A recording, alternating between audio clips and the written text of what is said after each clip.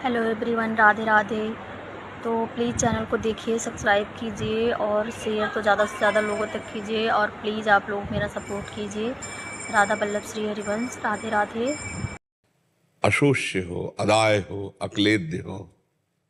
अब क्या है, अपने स्वरूप को भूलकर हम शरीर पर राग कर बैठे हैं और हम हैं अविनाशी और ये है मरण धर्मा और ये मरेगा और ये मैं हूं, ऐसा भ्रम हो गया, इसलिए मुझे डर लग रहा है। नहीं, भक्तों को मृत्यु का डर नहीं होता। मरने से सब जग डरा, मेरो मन आनंद, कब मरी हो कब भेटी हो, पूरन परमानंद।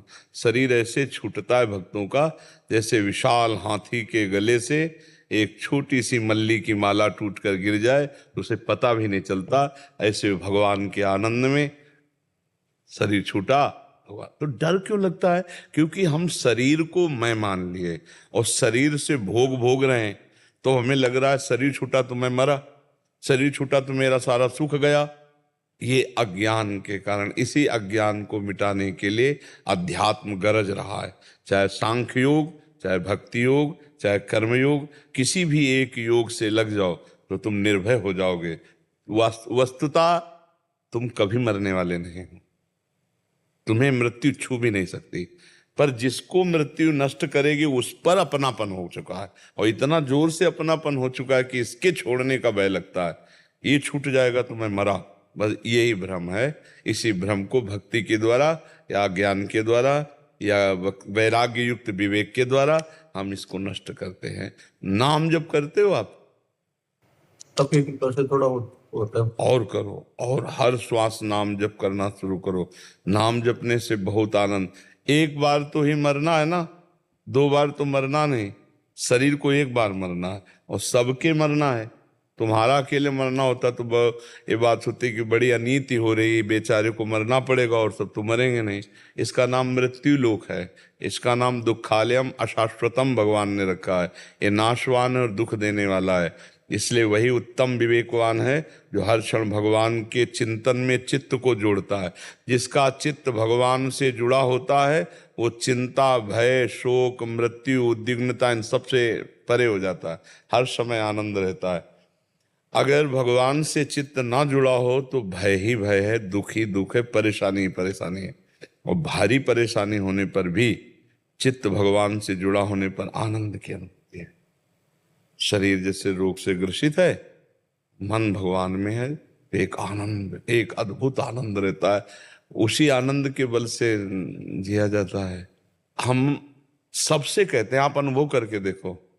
आपके शरीर में पीड़ा हो, आप उस समय भगवान का सुमिरन करते हुए मन को भगवान में लगाने की चेष्टा करो।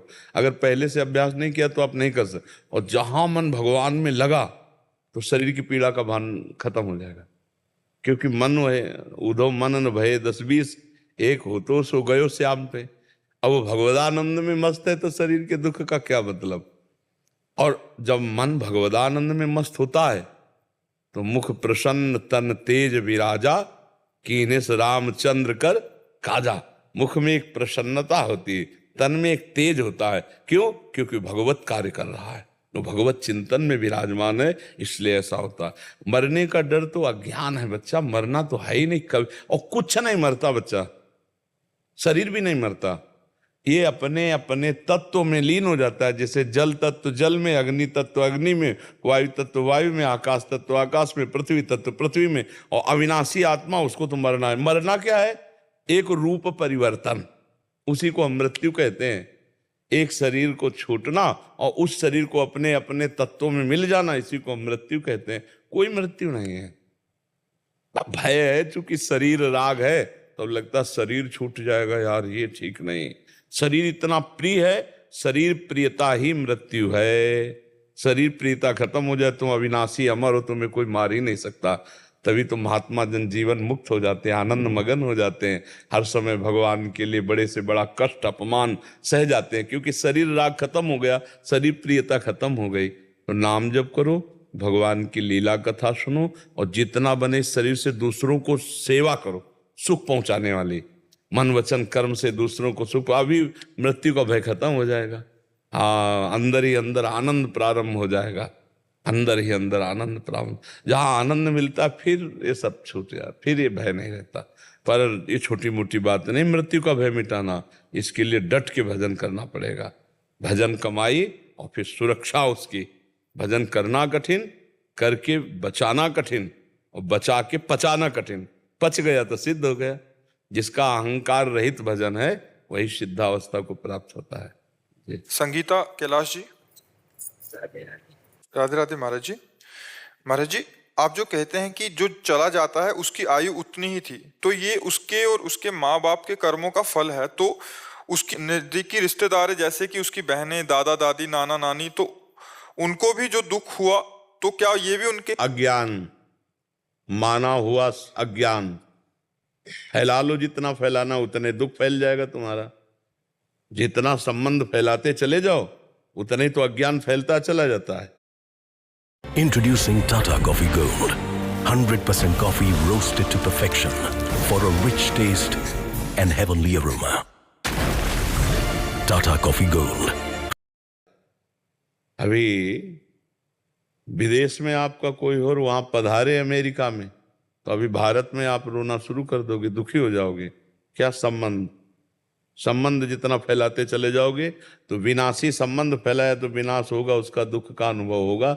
माना हुआ अज्ञान, कर्म भी अज्ञान से ही तो हो रहा है। सारा का सारा खेल अज्ञान। भगवान का भजन करो, अज्ञान नष्ट हो जाए तो तुम्हारे मरने का दुख चला जाएगा, दूसरे के मरने का दुख चला जाएगा।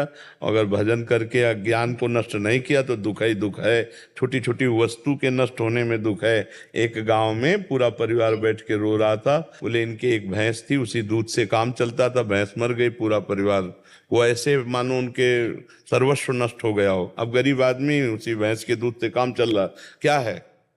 माना हुआ संबंध, अपने सुख की वासना से संबंध, अपने सुख की वासना का नाश, तो मानो मेरा नाश। अब वो हाय हाय कर रहा। विनाशी सच्चिदानंद भगवान का अंश अपने स्वरूप को न जानने के कारण छोटी छोटी वस्तु, छोटी छोटी व्यक्ति, छोटे छोटे पदार्थ, किसी क्रीड़ा में पराजित हो गया, शरीर को नष्ट कर दिया।